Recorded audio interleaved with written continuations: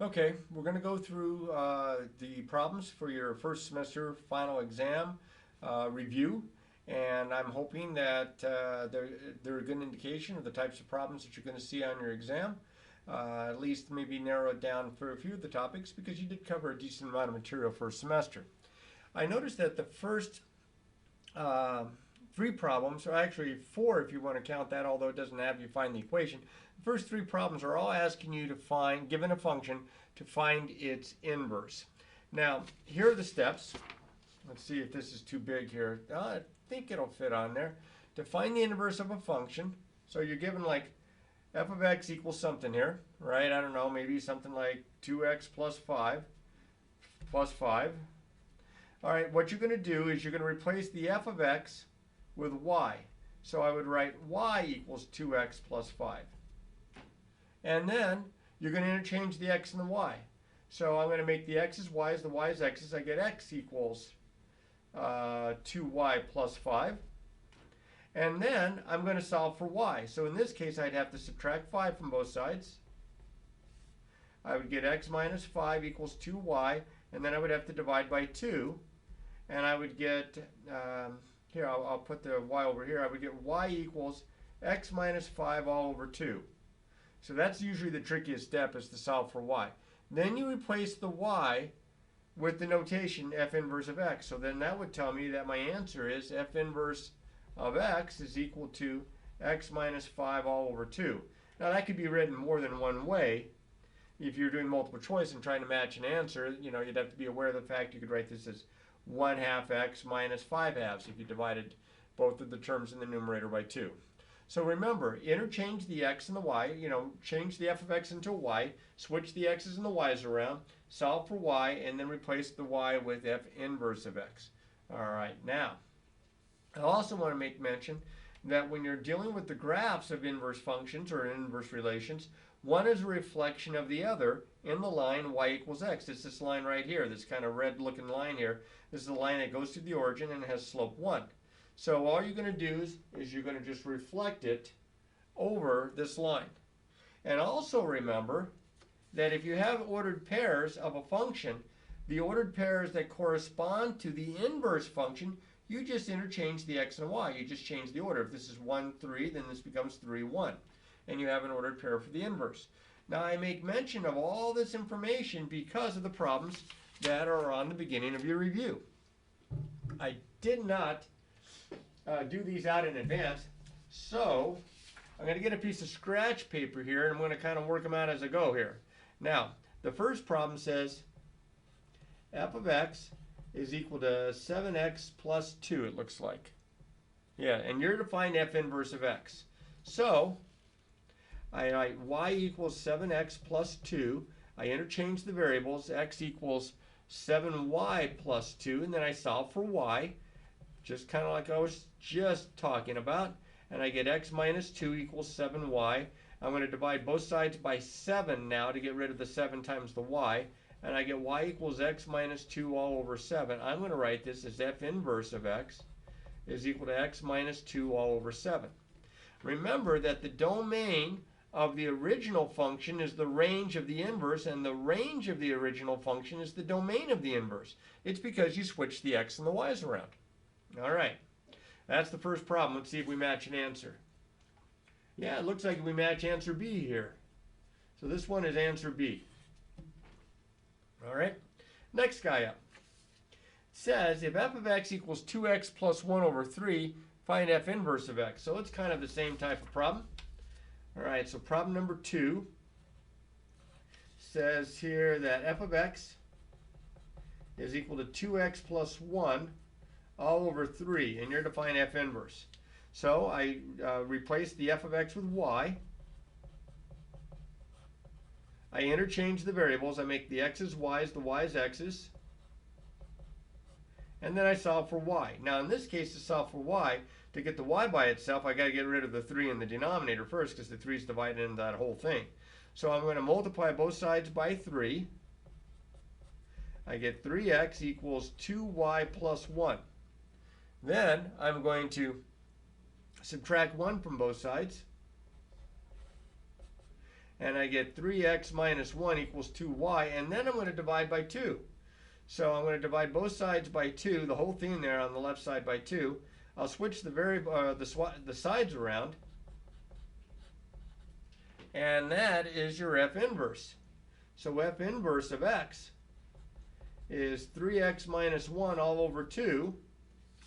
See, it was B on the first one. And this one turns out to be 3x minus 1. It looks like it's going to be A. Right there. Right there. Next guy up. Problem number 3. Now this one's got a little bitty twist to it.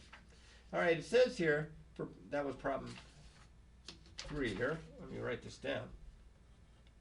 There it is. F of x is equal to 2x squared plus 1. And it says x is greater than 0. The reason it says x is greater than 0 is because this is not a one-to-one function, and only one-to-one functions have inverses. This is a function. This is a parabola. It opens upward. It's going to look something like this. It's not going to pass the horizontal line test. Remember, that's the test that we determine if it's one-to-one. The vertical line test is to determine if it's a function. The horizontal line test is to determine if it's one-to-one.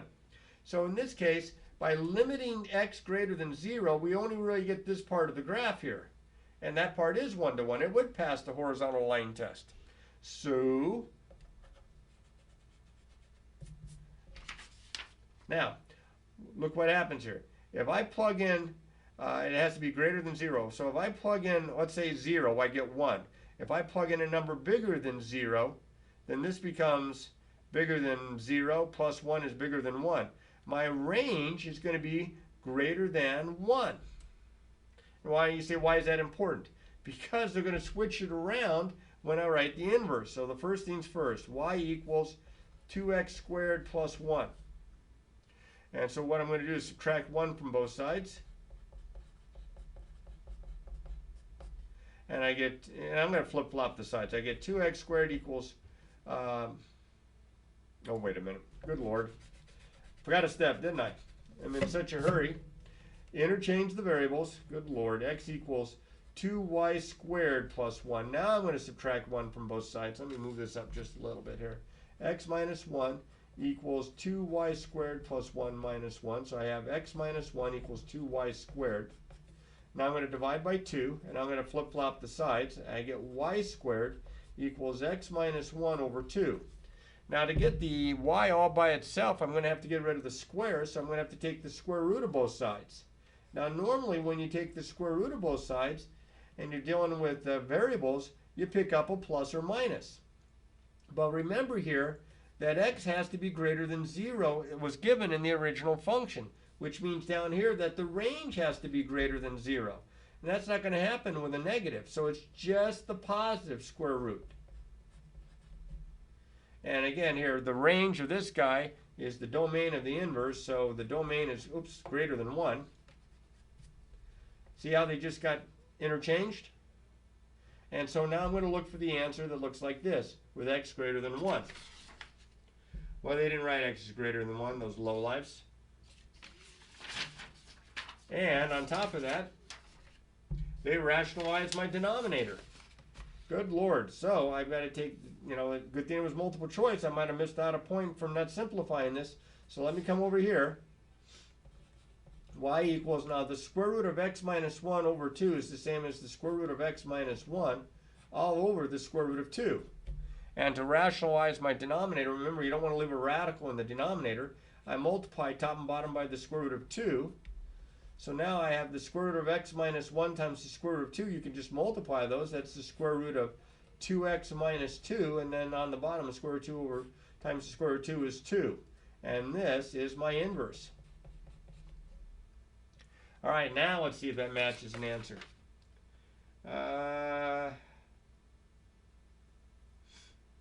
Well, either I can't read this, or you have the same answer twice. Because it looks like answer A, and no, answer A's got the plus or minus. That's what that symbol is. So we don't want the plus or minus, we only want the plus. And you say, well, I don't know if I would remember that. Well, you got to be careful when there's an x squared there. They give you this restriction for a reason. If this is the domain, then the range down here is equal to that. So that's why this was the range. And the range is positive. So that's why I don't have a plus or minus, because I don't want a minus in front. That'd make it negative. So that was a little tricky. Once in a while they get like that. Okay, next problem. The graph of f of x is shown here. Now that is clearly a one-to-one function. If you draw horizontal lines, you never cross that more than one time. It says identify the graph of the inverse function. Well, a little bit ago, when I was showing you some notes about inverse functions, and I lost my red pencil. Holy smokes, there it is. I said that you could find the graph of an inverse by reflecting it in the line y equals x, which is this diagonal line that looks like this. Okay? So, to get the graph to match up, I'm going to reflect this. Now, this is sometimes hard for a student to do here. So, why don't we look at it first off, this point is right smack dab on the line, so that stays. And you see this point over here, this is a negative 3, 0. That means we're going to have 0, negative 3 down here. 1, 2, 3. 0, negative 3. Do you see how it crosses? The looks like the y-axis here at 0, 2. Then we're going to have 2, 0. And you can see how this part is going to reflect over this part. See, that part reflects to this. This part here is going to reflect over here. It's just going to be the tail. And I don't think that's easy to see. I'll put it in red here. That turns out to be the graph. Well, I probably bent that tail just a little too much here. Probably more like this. So now I'm looking for a graph that looks like this. And I'm thinking it's answer B. That's the only one that comes close. All right, so reflect it in the line. Take points if they give you points. They gave me this one here, they gave me this one here. And of course this was right on the line, so I used that. Change the numbers in the ordered pairs around and get some points on the inverse. And graph those to help you. All right. Remember, reflected in this line, this diagonal looking line, the line y equals x, when it has to do with inverse functions. Now that's only the first 4 problems. That took a while because I'm kind of explaining it to you here as I go. So I want you to keep track of this, okay, because I'll probably break this thing up into a couple, three different videos here. So don't lose your papers here. All right, let's see if I can make that look even bigger. Because I didn't, yeah, that's a little bit better. Not much, but a little bit. My fingers are getting bigger. All right, the values in the table below satisfy this is problem number 5, satisfies the function g of x. So these are the x values, and these are the y values. The g of x is the y.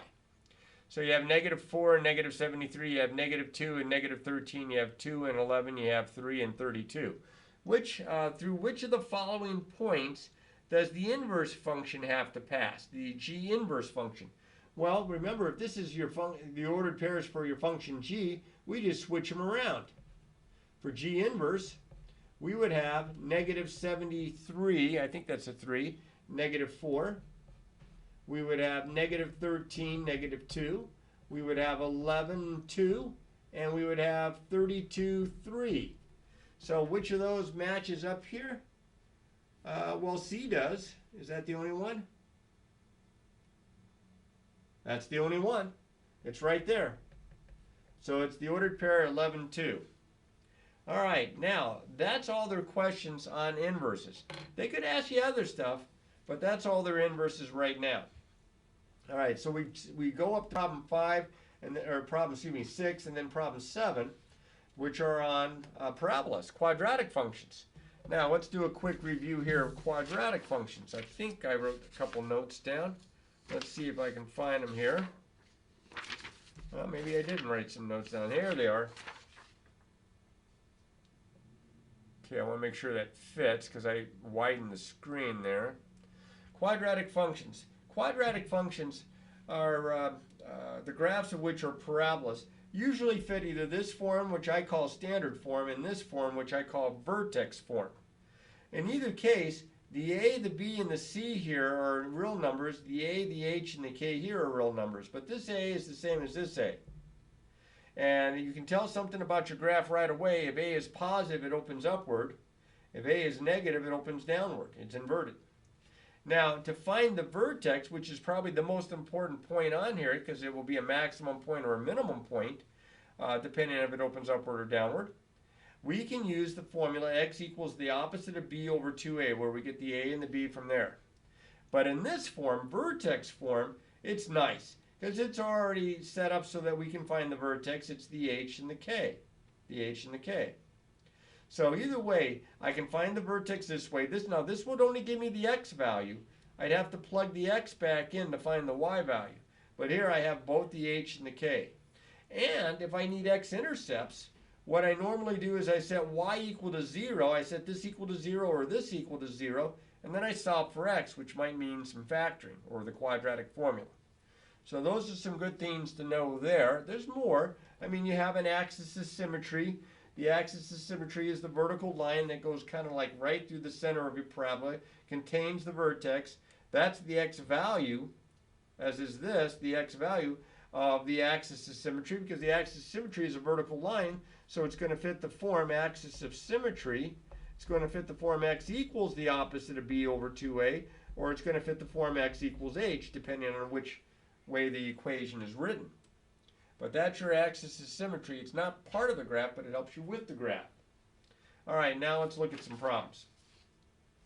Which of the following is the graph of y equals the opposite of the quantity x plus 2 minus 3? Now I see an opposite sign in front of the parentheses, which tells me it opens downward.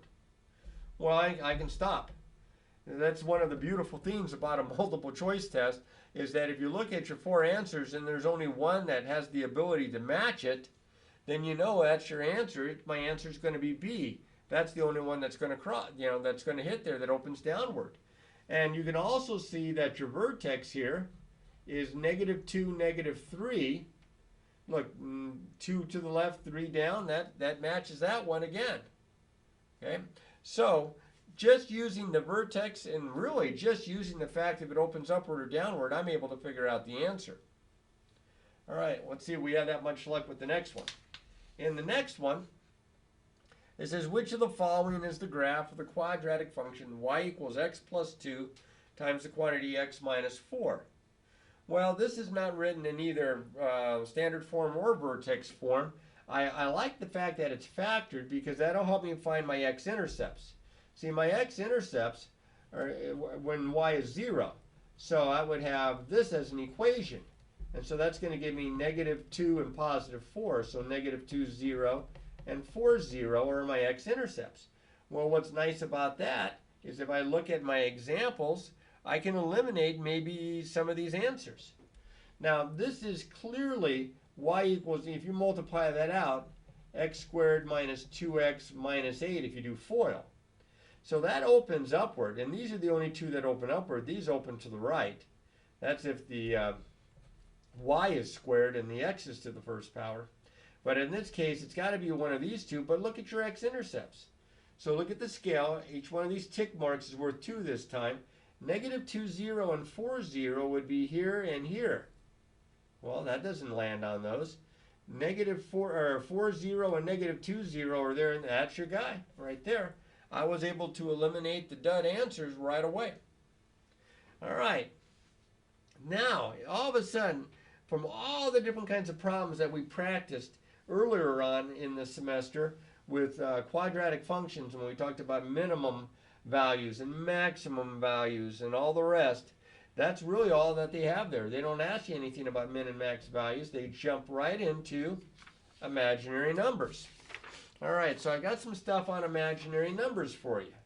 And I think this will fit in here, not by much. I'll have to move it upward. Imaginary numbers. Okay, first off, all numbers that we deal with are called complex numbers. There are 2 subsets of the complex numbers. There's the real numbers, and then there's the imaginary numbers. The imaginary numbers fit the form a plus bi, where a and b are real numbers, and I is equal to the square root of -1. So as long as b is not 0, it's going to be an imaginary number.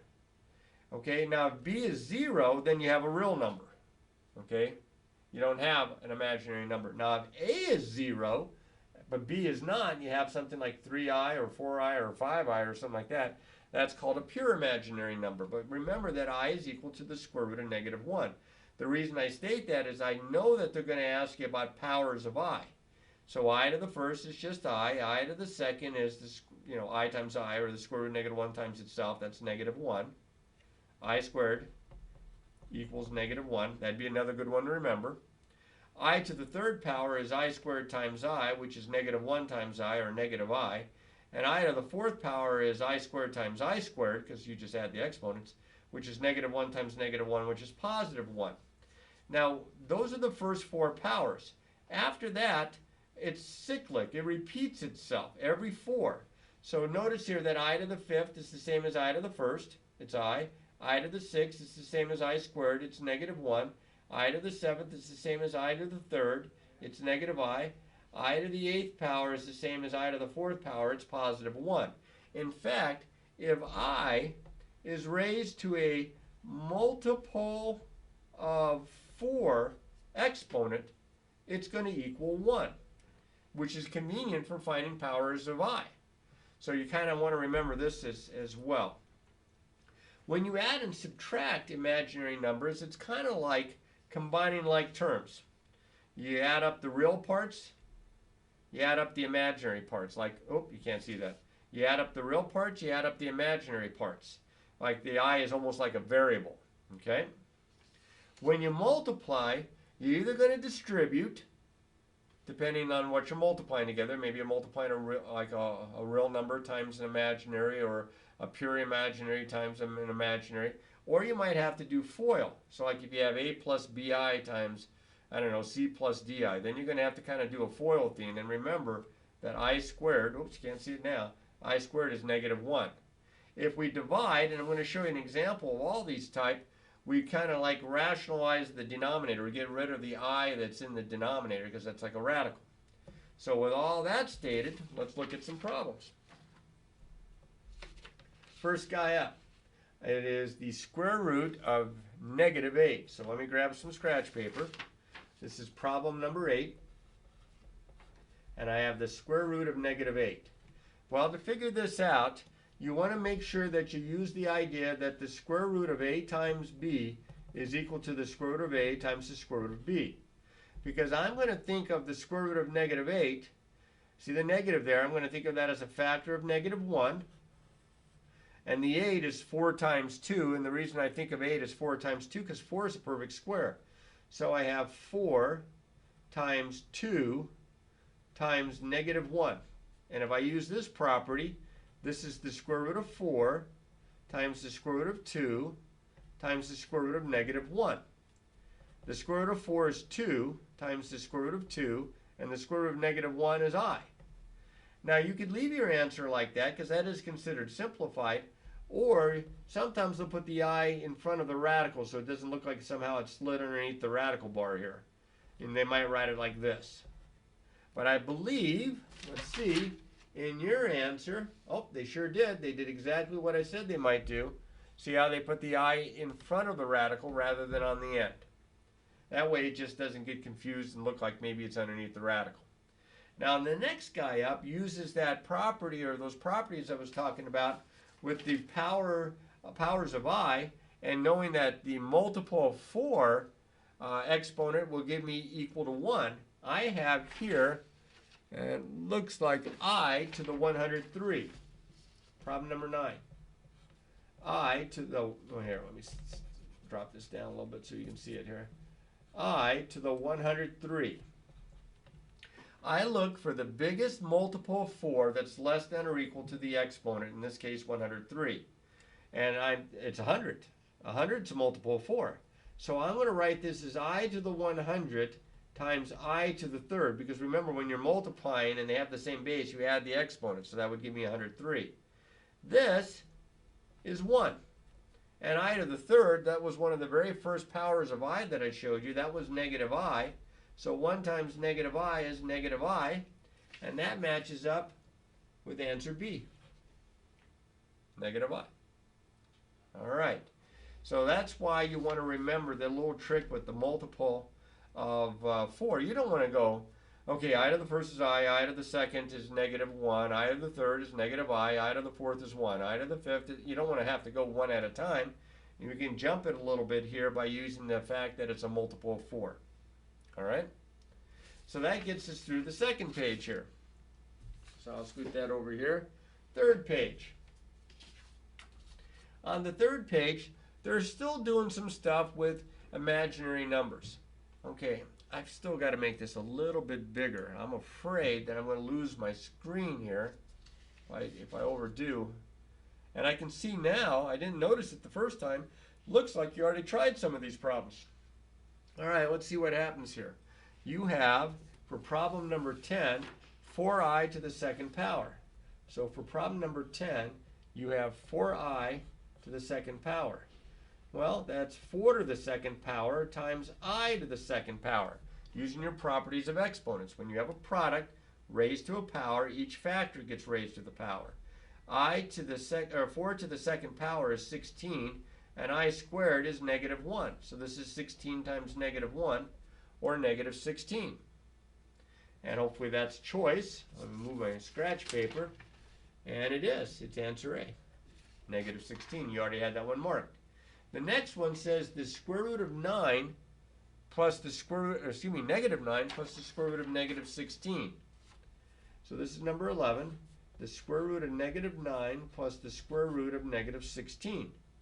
Well, the square root of negative 9, you have to think of the square root of 9 being 3, and the square root of negative 1 here, negative 1 times 9, is I. This is 3i. Now, if it helps you, break it apart using your property of radicals. And this is going to be 4i. So you're actually being asked to add two pure imaginary numbers. And as I mentioned, it's kind of like combining like terms, like I as a variable. Well, 3i plus 4i, that's 7i. And there's your answer. Remember, it's like 3 apples plus 4 apples is 7 apples. 3i plus 4i is 7i. And if I move my theme here, that will turn out to be answer A. So you have that one correct as well. All right, the next one up, it says express the product in standard form. Standard form being A plus BI. So for problem number 12 here, it is 3i times 6 minus 2i. It is 3i times 6 minus 2i. I hope I have that written down right. I think I do. Well, I mentioned that when you multiply them, you're either going to distribute or do FOIL. Well, I'm going to distribute because it's like a monomial times a binomial in a real weird algebraic way. I'm going to multiply the 3i times the 6 and the 3i times the minus 2i. Well, 3i times 6 is 18i minus 3i times 2i is 6i squared. 3 times 2 is 6 and I times I is I squared. Now, we said a little bit ago that I squared is the same as negative 1. So this is the same as 18i minus 6 times negative 1, or this is 18i plus 6. Well, they're not going to put it that way because they want it in standard form, and standard form is A plus BI. So you have to have the I term last, so I'm going to interchange these, and I'm going to write this as 6 plus 18i. And that should be my answer. So I go over to problem 12. And there it is. It's answer A. 3 A's in a row. All right. Now, even more fun. When written in standard A plus BI form, the product of 6 plus 7i and 5i is, well, this is almost the same exact problem. It's 6 plus or 6 minus here. 6 plus 7i and 5i. So this is problem 13 here. I just said it. 6 plus 7i times 5i. Yeah. Okay, well, I put the 5i on the right instead of on the left. Multiplication is commutative. You can change the order around. I'm just going to distribute just like I did before. So 6 times 5i is 30i, plus 5i times 7i is 35i squared. And again, I squared is negative 1. So this is negative 35. So this is 30i minus 35, or better yet, negative 35 plus 30i in standard form. I'm hoping you can see that okay. So I'm going to scoot on over here and see if that answer matches, and it looks like it matches answer C. Yep, well, that looks like it. All right, next guy up. It looks like you've done some work on this one as well. Here you're multiplying two imaginary numbers that are both in standard form, and they're both, neither one is a pure imaginary number, so it looks like a binomial times a binomial, and that would mean that I would FOIL. So I'm going to jump over here to problem 14, and I'm going to write down the problem, which is 4 plus 2i times 7 minus 6i. So it's just like FOIL.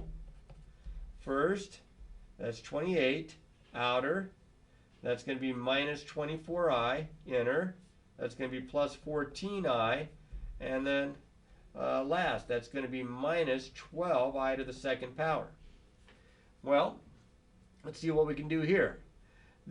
These look like terms, and of course, remember I squared is negative 1, so this is the same as 28. These two combined, that's minus 10i, and this being negative 1 with a minus 12 in front, that would make it plus 12. So I add the 28 and the 12, that's 40 minus 10i, and that's in standard form. So look how much it was like FOIL with the little trick there that I squared is negative 1. And then you still combine like terms. And does that match an answer? 40 minus 10i, it looks like it matches answer B. Okay, and that looks like the work that you've shown there. Now the next guy up, you're doing some division. It's 5. This is problem number, which problem number is this? This is problem number 15. And it is 5 all over 1 minus 2i. Now, there's a trick to this problem. You have an imaginary number in the denominator. It's got that term with I. Now, it's not a pure imaginary. There's a real part here. There's the 1. So to get rid of this, we have to use the idea of a difference of squares, which means I need to multiply the top and bottom by something, same thing, that's going to make the denominator rational, a rational number. So to do that, I use the conjugate trick. Now the conjugate of a plus bi is a minus bi. You just change the sign in the middle. So the conjugate of 1 minus 2i, I just change the sign in the middle, I get 1 plus 2i. And I'm going to multiply top and bottom by that. So I'm going to write 5 times 1 plus 2i, and on the bottom I'm going to write 1 minus 2i times 1 plus 2i. So I have to distribute on top. That's 5 plus 10i. And then on the bottom I'm going to do FOIL. While these are conjugates, the outer and the inner are going to cancel out, so I really just have to multiply the first terms and the last terms. Now, 4i squared is negative 1, so minus 4 times I squared, that's going to be the same as 1 plus 4, or 5. This is 5 plus 10i divided by 5, and I can divide 5 into both. This is 5 over 5 plus 10 over 5i, or 1 plus 2i. That was a lot of work. So this turns out to be 1 plus 2i. And hopefully that's a choice. And it is. It's answer C. All right. We're going to see if we can finish up these next 5 problems, and then I'm going to stop the video so that I can get it uploaded today. Next problem up. It says solve x squared plus 4 equals 0 over the set of complex numbers.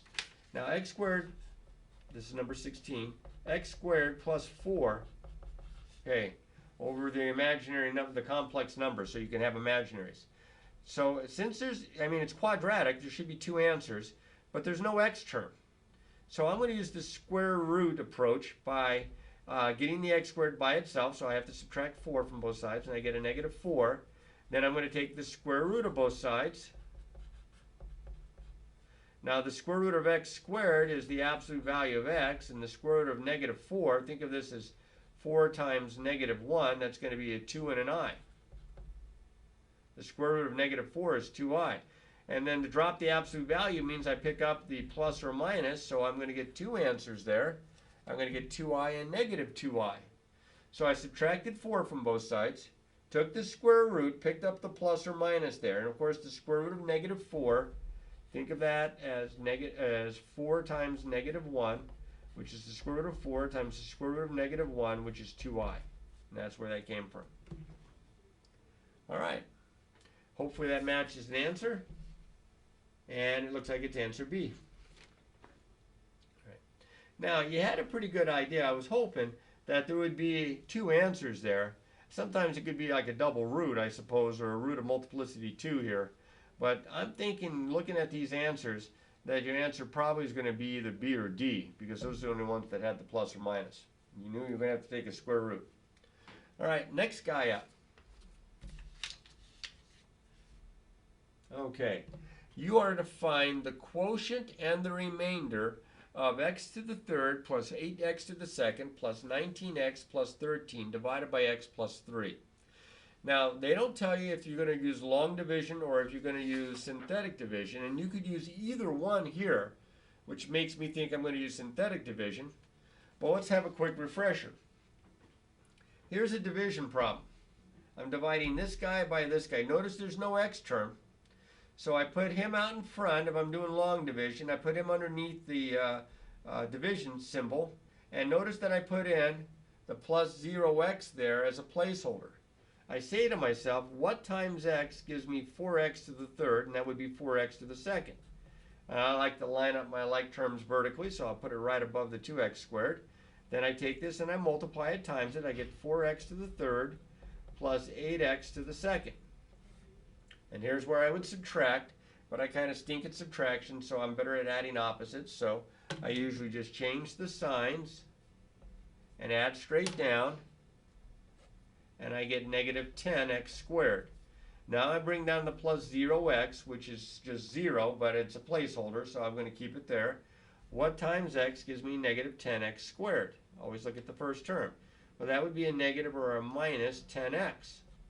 So now I multiply, that's negative 10x squared. That's going to be minus 20x.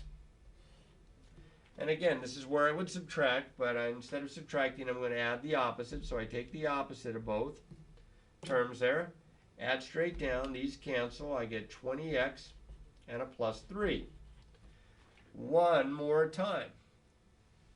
What times x gives me 20x? Well, it'd be 20 or plus 20 or positive 20. So I multiply 20x plus 40. Here's where I would change the signs and add straight down. And I get a negative 37, minus 37. Now, looking at the way that the answer is written, they wrote their answer with a remainder written out on the side like a capital R, you know, back like you did in 4th grade. I don't think they should have done that. I think they should have written the remainder in fraction form. So that would be like a minus 37 over x minus 37 over x plus 2 would be the better way to write it. But in this case, they just put a comma. We're trying to match the answer. They just put a comma and then R, and this is my remainder, negative 37. I know it's my remainder, not just because there's nothing left to bring down, because after I subtracted or added the opposite, I ended up with something that has smaller degree than my divisor. All right. Next guy up. Oh, by the way, does that match an answer? Oh, I hope it matches an answer. It does not, which makes me think I wrote down the wrong problem. It is. It's x plus 3. Oh, no! I wrote down the wrong problem. This is x. Oh, no, this was just an example. Woo! That's right. I was just showing you an example. Lost my mind. Okay, long day. So this is just an example of this problem using long division. I'm trying to match an answer in the book. See, I would have not written it this way.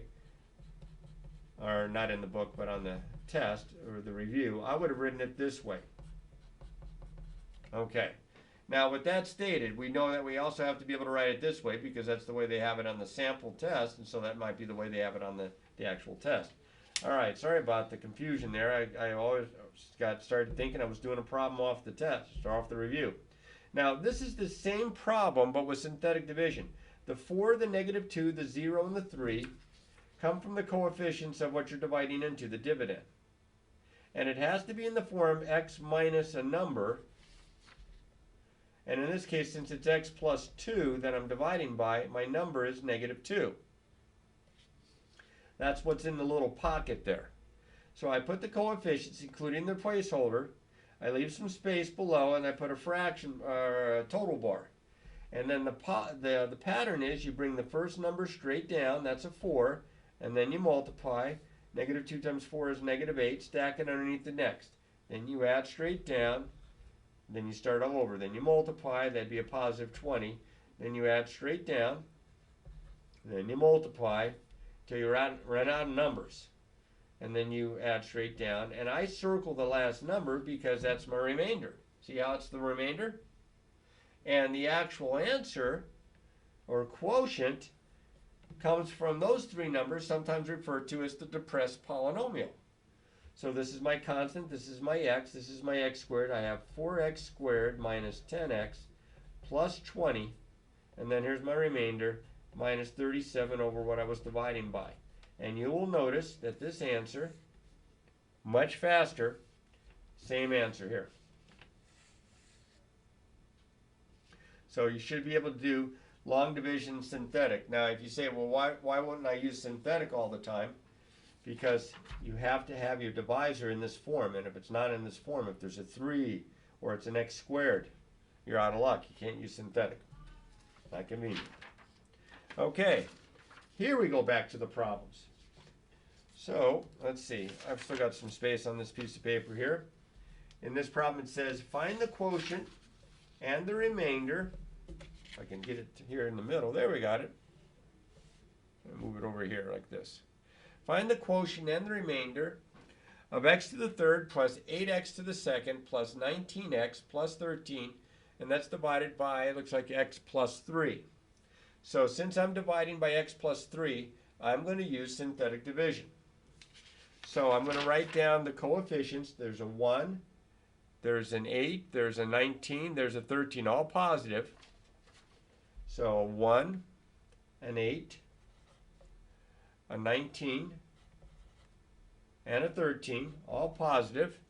And then I'm dividing by x plus 3, which is in the form x minus -3. So I'm going to put a -3 here in the pocket. And I begin.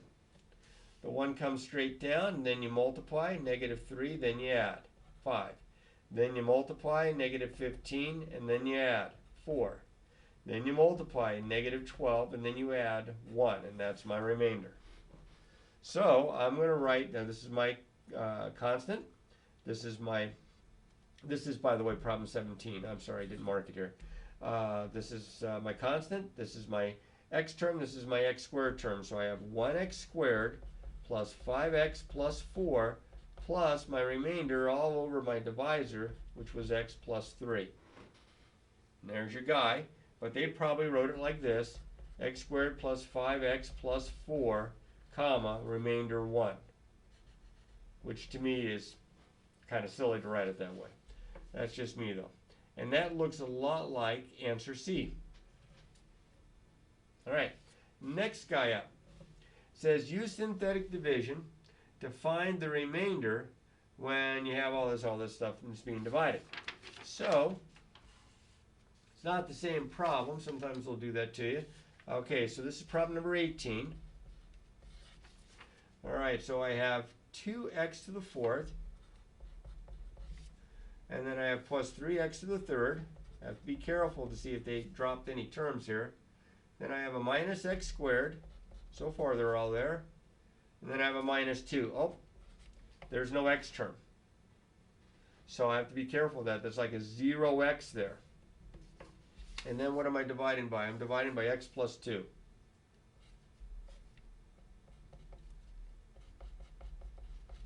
So the negative 2 from here comes out in front. That goes in the pocket. The 2, the 3, the negative 1, the 0, since there's no x term, and the minus 2 there for the constant. And now I start the process. Bring the 2 down. Then you multiply negative 4. Then you add negative 1. Then you multiply positive 2. Then you add positive 1. Then you multiply negative 2. Then you add negative 2. Then you multiply positive 4. Then you add positive 2. And you can stop because that's your last column. That's the remainder that they're talking about, because they didn't write the remainder as a fraction. They just left it as the constant there, and it is answer B. Okay, now a little bit about end behavior. Okay, if you have a polynomial, and I just wrote it like this because I was in a hurry. You want to see the degree of the polynomial. The degree is the highest exponent for the variable. If the degree is even, and the number in front of the x to the n, the lead coefficient, the leading coefficient, if it is positive, what happens is as x and y, as x gets bigger, as x gets smaller, y gets bigger. It rises to the right, it rises to the left, like a parabola that opens upward. It rises to the right and to the left. You can't see that part. I'll move that over. You need to have this memorized. If x is less than 0, now remember, we still have an even degree. It's still even. But if x is negative, then it's just the opposite. Instead of them rising to the right and to the left, it falls to the right and to the left. As x gets bigger, y gets smaller. As x gets smaller, y gets smaller. So it falls to the right and it falls to the left. Okay? Now that's if the degree is even. If the degree is odd, then what happens is, and for even, they either both go up or they both go down. For odd, it's always one up and one down. It just depends on which one goes up, which one goes down. It depends on the lead coefficient. So if the degree is odd, and your lead coefficient's positive, it goes up to the right, rises to the right, goes down to the left, falls to the left. Or as x goes to infinity, y goes to infinity. As x goes to negative infinity, y goes to negative infinity. And if x is, or excuse me, your lead coefficient is negative, it's just the opposite. Okay? It's going to rise to the left, but it's going to fall to the right. So this one kind of does this. This one kind of does that. This one kind of does this. It falls to the right, it rises to the left. So as x goes to infinity, y goes to negative infinity. If x goes to negative infinity, y goes to positive infinity. That's your end behavior. Now, I would memorize that because I can imagine there's going to be at least one problem, maybe two, and there's one on your review. Look what it has here. Which of the following is a graph of f of x equals, I can't read that, negative 5x to the third plus 6x. Okay. Because it's raised to the odd power, okay, and because my lead coefficient is negative, what's going to happen is it's going to fall to the right and rise to the left. I just went over that. So B works, C works, and D works. So how do you get it from there then? Well, you're going to need to find where it crosses the x-axis, because I can see that that's different for each of these three possible answers here. So I have, I got to write it down, negative 5x to the third plus 6x. And this is problem number 19. If I set this equal to 0,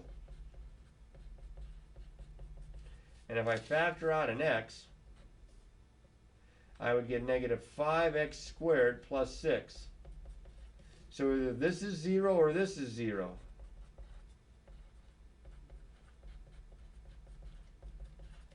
Okay. Well, this is going to give me two roots here. I'm going to get 5x squared equals 6. If I add 5x squared to both sides and flip the sides, then I'm going to divide by 5. I get x squared equals, 6/5. So I get x equals plus or minus the square root of 6/5. Nice. All right, so what happens here is that I have three zeros. I have the 0 at the origin, and I have, or x-intercepts at 0, 0, and then at plus the square root of 6/5 0 and negative square root of 6/5 0. So that's just a little bit more than 1. So when you take the square root of it, it's also just a little bit more than 1. So it's like you have, these are your x-intercepts. A little bit more than 1. So plus or minus like 1.01. You can get your calculator out and figure that. So what does that mean as far as my graphs? Well, this is awfully difficult to see. This one goes up and to the right, so it can't be this one. But look at this guy down here. See how it's just barely, it goes to the origin and it's just barely there at the 1 and at the negative 1? This one's at 2, this one's here at 2. Now, this is the only one that comes close. It's got to be answer D. Now, I got that two ways. I had to find the zeros, which is a pain, and I had to use end behavior, which isn't a pain, because the end behavior can be determined just from that as long as you memorize the stuff. All right, now, one more. This one says, which of the following is a graph of y equals a times the quantity x minus 2 times the quantity x plus 1/2 and times the quantity x plus 1. And it says a is positive. So this is degree 3, so it's going to go up and to the right. And that means it can't be the bottom two. It's got to be these two top two because my lead coefficient is positive. Degree 3 because there are 3 factors of x. Now, look at where you're, if you set this equal to 0, look what happens as far as when this equals 0. When either x minus 2 equals 0, when x plus 1/2 equals 0, when x plus 1 equals 0. That's going to happen at 2, negative 1/2, and negative 1. It's going to happen at 2, negative 1/2, and negative 1. So those are going to be my x values and my x-intercepts. So let's see what we have here. I got a positive 2. I get a negative 1/2. Let's see. That could be, that's kind of hard to tell. Don't think it's this one. This is a little bit smaller than negative 1. I do have negative 1. No, maybe it's there. Maybe that's the negative 1 and the 1. Can't be this one. And it can't be this one. It's got to be one of these two. This is the only one that looks like it has 2 negative x, because that looks like that goes through the origin there. So it can't be this one. It has to be answer A.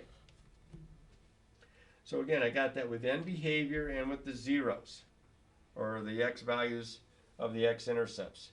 Now that's a whole lot. We got more coming up, including more stuff with polynomials. In fact, 21, just to give you a little sneak peek, it has to do, it says the maximum number of real zeros of an equation, of a polynomial equation. Well, that's going to be the same as the degree of the polynomial equation. So that'll help you out with problem 21. I think I wrote that down somewhere. Well, if so, I'll show you tomorrow when I give you the last 30 problems worked out. So practice, practice, practice. Don't stop at problem number 20 just because that's where this video stopped. Keep on working and you can match your answers. You've got a key and see if you're doing them right or wrong. And then, of course, if you miss anything, then hopefully tomorrow's video will help you. Or you can just give me a call and ask. All right, practice, practice, practice.